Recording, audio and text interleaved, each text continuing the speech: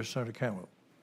Thank you, Mr. Chairman, and thank you for holding this hearing. I know it's been a long afternoon already, but I certainly appreciate the opportunity to address the commission. And, you know, I think the last oversight hearing, we talked about media ownership rules, and I more or less know where we are. You're looking at a study at this point in time to give you more feedback on the proposed rules. And so it seems as if you're going to pursue what your Republican predecessor did with urging more media consolidation, obviously something I don't support your proposed rules. So I'm not going to spend a lot of time on that today other than to just say we will certainly pursue a resolution of disapproval if that's where you end up. But I just wanted to point that out. It's not that I don't want to ask a lot of questions at it. I just know you're at this stage where you're getting more input from a study. So I do want to ask about unlicensed spectrum, though. And I guess first I just want to start with a basic concept that our question to you, the chair, but I guess to anybody else who wants to jump in there. Do you agree or disagree that the spectrum crunch that we hear about also applies to the unlicensed spectrum? We spend a lot of time on the licensed spectrum, but I want to make sure everybody gets that the demand and the crunch on the unlicensed, is that people think that's a real issue? I completely agree. We feel that when we're at conferences or airports and we're using unlicensed spectrum, which is what Wi-Fi is built on, and we see and feel the congestion. This is more likely to get worse than better as more and more video and high bandwidth uses travel over unlicensed and Wi-Fi. So I agree with you. We need to free up more spectrum for Wi-Fi. We proposed another 200 megahertz recently.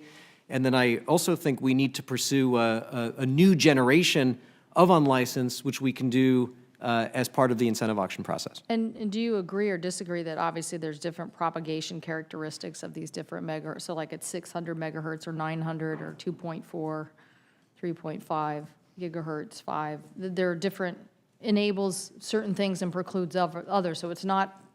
Agree. Okay, good. And that obviously it's very important for innovators to have access to unlicensed spectrum at different frequencies, including below 1 gigahertz. I agree, and it's both the frequencies and it's also the power at which they're permitted to transmit. There is some Wi-Fi frequency available at lower frequencies, but it's power limited. And so this next generation of unlicensed, which can be both lower frequencies but also higher power levels, can make a big difference and create new innovation markets. And so how do you see us resolving these issues, or how do we get the attention to these issues so that we can have this clarity for? Well, this is in front of the commission. It was in front of Congress in connection with the incentive auction law, and there was a direction given to the commission with respect to guard bands and looking at unlicensed in those guard bands. I think that was a good outcome on a bipartisan basis from Congress, and that's under active consideration now at the commission. Yes, go ahead. Senator, as you know, I've been a longtime proponent of unlicensed use of the TV white spaces, which is a concept of at least 11 years old. We do need to move forward with the incentive auction proceeding, but I want to make sure we do not reserve a large block that's nationwide for unlicensed use. I think that would undermine funds for the public safety initiative that Senator Rockefeller was talking about, but we can still have robust unlicensed use below 1 gigahertz, just as we're looking at above 5 gigahertz. But we need to be very careful to not artificially create something that lends itself better to auctioning for licensed purposes than unlicensed purposes. That kind of brings up the progeny waiver. So is that something the full commission is going to look at? I presume so, although that's something I'd like to get back to you on, but I presume that's a commission issue. And why would it not be? Only if it fits into the category of not presenting any significant commission policy decisions, but I presume it would be. Well, I guess it goes, yes, go ahead. I would hope it would be. Pardon? I would hope that it would be something all 5 of us would consider.